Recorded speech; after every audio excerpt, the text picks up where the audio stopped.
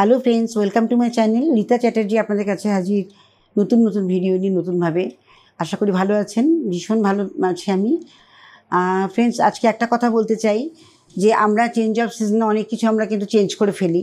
যেমন উইন্টার থেকে সামারে এলে আমরা কিন্তু উইন্টারের পোশাক বাদ দিয়ে দিই। উইন্টার থেকে সামারে এলে পরে আমরা কিন্তু উইন্টারে খাবার দাবার পছন্দ করি না। এরকম ব্যাপার স্যাপারগুলো আমরা মেনটেন করি। তো এইভাবে মেনটেন করতে গেলে কিন্তু আমাদের স্কিনকেও ঠিক সেইভাবে মেনটেন করতে হবে। স্কিন কিন্তু রেসপন্স করবে কী করে বলি, যে যখন আমাদের সামার এসে যায় তখন আমরা কিন্তু আর্ধেক প্রোডাক্ট আমরা লাগাতে চাই না, তাই না? তো শীতকালে যেমন আমরা স্কিন কেয়ার করেছি, একটা রুটিনের মধ্যে ফেলে আমরা স্কিন কেয়ার করেছি, সামারে কিন্তু একেবারে ফেলে দিলে চলবে না। কারণ সামারও কিন্তু আবার সামারের পরে আবার যখন উইন্টার আসবে তখন তার এফেক্টগুলো কিন্তু ধরা পড়ে। সেই জন্য সামারে যেমন আমরা স্কিন কেয়ার করবো, প্রত্যেকটা সিজন চেঞ্জ হওয়া মানে আমাদের রুটিন চেঞ্জ, সোজা কথা। মানে আমরা যখন স্কিন কেয়ার করেছি মানে উইন্টারে, তখন যতটা পেরেছি আমরা ময়শ্চারাইজিং ডিপ কন্ডিশনিং করেছি। আর এখন সামার যখন হয়েছে, এখন ডিপ হাইড্রেশন, ডিপ নারিশমেন্ট এগুলো আমাদের করতে হবে। এগুলোতে কিন্তু সরে গেলে চলবে না, তাহলে স্কিন কিন্তু আরও ড্যামেজ হয়ে যাবে।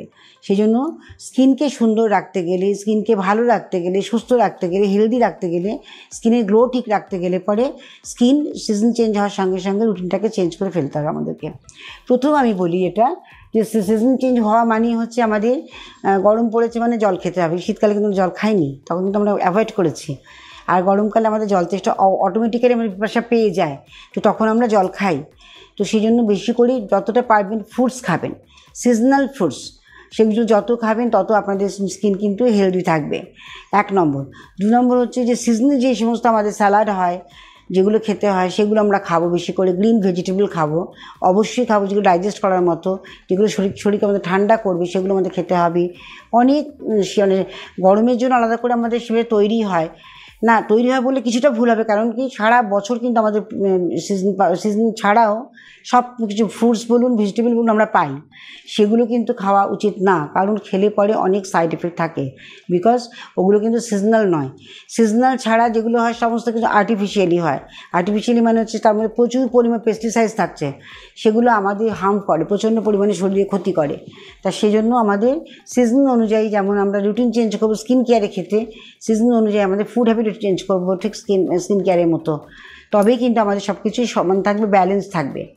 তো এখানে আমি বলবো যে যতটা পারবেন জল তো খাচ্ছেনই, তার সঙ্গে ওই আর্টিফিশিয়াল জুস না খেয়ে বাড়িতে তৈরি করা জুস খান, তাতে অনেক উপকার পাবেন। একটা যে অরেঞ্জ জুসও খান বাড়িতে বসে তৈরি করে, তার যে বেনিফিট, আপনি একটা অরেঞ্জ জুস যদি কিনে খান তার বেনিফিট অনেক কম, মানে অনেকটাই কম। সেই জন্য সবসময় একটা ফ্রেশ ভেজিটেবল, ফ্রেশ ফ্রুটস খেলে পরে তার উপকারিতা দেখা দেয়। এবং গরমে আমাদের যখন সামার আসে তখন আমাদের যেমন আঙুর পাচ্ছি আমরা, মৌসুমি লেবু পাচ্ছি প্রচুর পরিমাণ, তার মধ্যে আবার তরমুজ পাচ্ছি যার মধ্যে প্রচুর পরিমাণে জল থাকছে। মানে ওয়াটার যত বেশি আমরা দেবো তত আমাদের বডি আমাদের হাইড্রেট হবে, তত আমাদের স্কিন ভালো থাকবে, তত আমাদের হেলথ ভালো থাকবে, আমাদের স্টমাক ঠিক থাকবে, আমাদের চুল ঠিক থাকবে, সব কিছু ঠিক থাকবে। শুধু রুটিন চেঞ্জ করতে হবে। সেই রুটিন চেঞ্জ না করলে পরে কিন্তু আমাদের চুল ড্যামেজ হয়ে থাকে।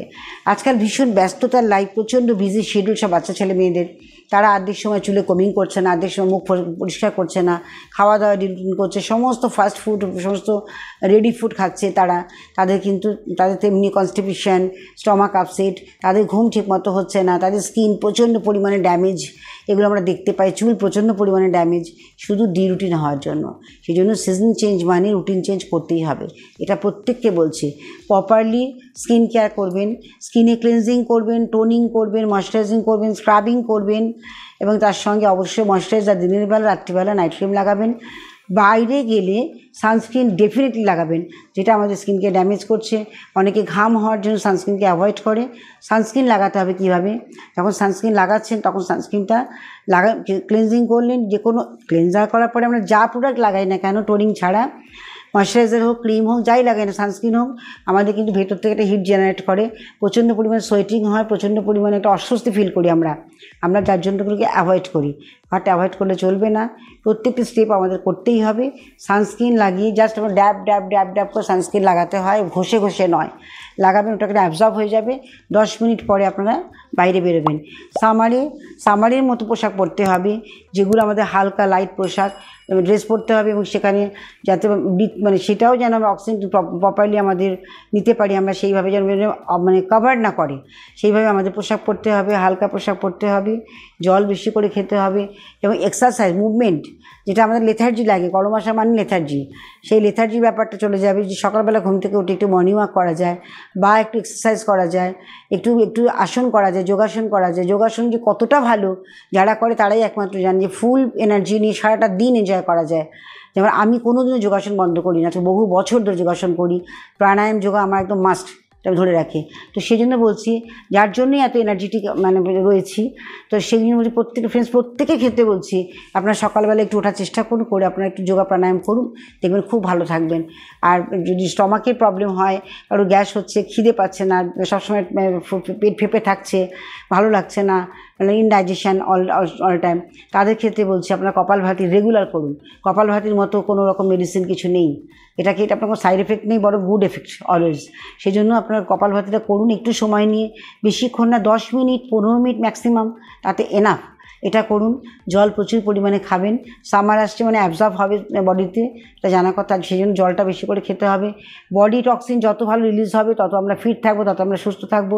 টক্সিন রিলিজের জন্য আমাদের জল প্রচুর খেতে হবে, ততটা আমাদের বডি নিতে পারে। হ্যাঁ, এভাবে করতে হবে।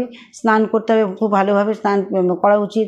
এবং যে সমস্ত জার্মসগুলো, ব্যাকটেরিয়াগুলো আমাদের জমে থাকে যে সমস্ত এরিয়াগুলোতে, সেগুলো প্রপারলি ক্লিন করতে হবে। এগুলো কিন্তু ডেলি কেয়ারের মধ্যে পড়ছে, প্রত্যেকে বলছি ফ্রেন্ডস। এগুলো বাচ্চাদের ক্ষেত্রে যেমন করতে হয়, বড়দের ক্ষেত্রে ঠিক সেইভাবে মেনটেন করতে হয়। আমরা বাচ্চাদেরকে কেয়ার করি কিন্তু নিজেরা ভুলে যাই, নিজেদেরও কেয়ার করা দরকার, তাই না? এগুলো না করলে ফাঙ্গাল ইনফেকশান হতে পারে, সোরিয়াসিস হতে পারে, অনেক রকম স্কিন অ্যালার্জি হতে পারে। তার থেকে দূরে থাকার জন্য প্রপার ওয়েতে নিজেদের ডেলি মেনটেন করতেই হবে, তবেই কিন্তু সুস্থ এবং সুন্দর থাকতে পারবো। এটা অবশ্যই করুন। আর খাওয়া দাওয়া টাইম মতো খাবেন, খুব বেশি প্রেশার চেপে খাবেন না। টক দই মানে গরমকালে অবশ্যই টক দই প্রত্যেকে খাওয়া উচিত। টক দই কিন্তু আমাদের ভীষণভাবে ডাইজেস্ট করতে সাহায্য করে এবং টক দইয়ের মধ্যে মানে এত বেশি পরিমাণে অ্যান্টিঅক্সিডেন্ট রয়েছে, যেটা আমাদের শরীরকে সঠিকভাবে চালনা করতে সাহায্য করে, যে কোনো ব্যাকটেরিয়াকে ডিস্ট্রয় করতে সাহায্য করে। টক দই প্রত্যেকে খাওয়ার সঙ্গে রাখা দরকার। এই সামারে তো অবশ্যই, আমরা শীতকালেও খাই, আমরা শীত গ্রীষ্ম 12 মাস খাচ্ছি। এবং সামারে আর একটা কথা বলছি, যাদের স্কিন প্রচণ্ড ড্রাই, ডিহাইড্রেটেড স্কিন, সেই স্কিনের ক্ষেত্রে সিজন চেঞ্জ হওয়া মানে কিন্তু, যেহেতু আমরা উইন্টারে আমরা অয়েল লাগিয়েছি, বডি অয়েল লাগিয়েছি, সামারে আমরা লাগাবো না, এটা কিন্তু একেবারেই ভুল। প্রত্যেকে আপনারা ইউজ করবেন বডি অয়েল। কীভাবে করবেন বলছি, প্রথমে একটা বডি সোপ বা বডি লিকুইড জেল যা দিয়ে ক্লিন করছেন, প্রপারলি ক্লিন করবেন। খুব বেশি করে জল দিয়ে ওয়াশ করে নিলেন, হালকা আপনি করার পরে জলটাকে জাস্ট ঝরতে দেবেন, তারপরে মানে বুঝবেন না, ঝরতে দেবেন, তারপরে ওই অবস্থাতেই বডি অয়েল খুব ভালো করে ফুল বডিতে লাগাবেন, লাগিয়ে আবার জল ঢেলে আলতো করে মুছে নেবেন। এই অয়েলটা যখন আপনার বডিতে আস্তে আস্তে অ্যাবজর্ব হবে, আপনার বডি খুব স্মুথ সাপল হবে, একদম ভীষণ হাইড্রেট থাকবে, স্কিন ভালো থাকবে, কোনো এজিং আসবে না, রিঙ্কেলস আসবে না, স্কিন যে কুচকে যাওয়া, শুকিয়ে যাওয়া, এগুলো কখনোই হবে না। এটা কন্টিনিউ করুন, দেখুন আমার রেজাল্ট কীরকম পান। আপনারাই ফিডব্যাক দেবেন যে ম্যাম আপনি ঠিক বলেছেন, আমরা কিন্তু 12 মাস তেল লাগিয়ে খুব ভালো আছি। তো এটা করুন। আর যাদের এক্সট্রিম ড্রাই, কুচকে গেছে, বয়স বার্ধক্যের ছাপ পড়ে গেছে, অলরেডি মেনটেন করতে চাইছেন, তাদের ক্ষেত্রে বলবো নারকোল তেল লাগান। নারকোল তেল ভীষণ ভালো, ভার্জিন কোকোনাট অয়েল ভালো দোকান থেকে কিনে প্রতিদিন নারকোল তেল ম্যাসাজ করুন, দেখবেন আপনার স্কিনের কিন্তু এই ড্রাইনেস বা কুচকে যাওয়া ব্যাপারটা একেবারেই চলে যাবে। সেটা আপনার ফেসে হতে পারে, হেয়ারে হতে পারে, সারা ফুল বডি হতে পারে, প্রত্যেকটি এরিয়াতে আপনারা নারকোল তেল লাগিয়ে যান, দেখবেন কন্টিনিউ করলে আপনার স্কিন কিন্তু ভীষণভাবে গ্লো করবে এবং উজ্জ্বলতা প্রচণ্ড বেড়ে যাবে। তো বডি ডিহাইড্রেটেড এবং তার সঙ্গে যত বেশি হবে তত বেশি কিন্তু স্কিনের প্রবলেম অ্যারাইজ করবে এবং জল না খেলে ডাইজেশনের প্রবলেম হবে, ঘুম না হলে পরে মানসিক অবসাদ আসবে। তো এই জিনিসগুলো আমরা নিজেরা জানি, যেগুলো হলে পরে কি হয় কিন্তু ভুলে যাই, সেগুলো ভুলে গিয়ে আমরা ডিরুটিন করি, যার ফলে আমাদের শরীর কিন্তু অসুস্থ হতে থাকে, অসময়ে আমরা কিন্তু ভীষণভাবে বুড়িয়ে যাই, বয়সের ছাপ পড়ে যায়। সেইখান থেকে আমাদের সরে আসতে হবে। কীভাবে করবেন? সিজন চেঞ্জ, রুটিন চেঞ্জ অবশ্যই মাথায় রাখবেন আর প্রত্যেকে করবেন। খুব ভালো থাকবেন। আমার মনে হয় ভিডিওটি সকলেই ভালো লেগেছে, প্রচুর শেয়ার করুন, সাবস্ক্রাইব করুন। আবার আসছি নতুন ভিডিও নিয়ে আপনাদের সঙ্গে শেয়ার করতে। ভালো থাকবেন, সুস্থ থাকবেন। আজকের মতো বিদায় নিচ্ছি, নমস্কার।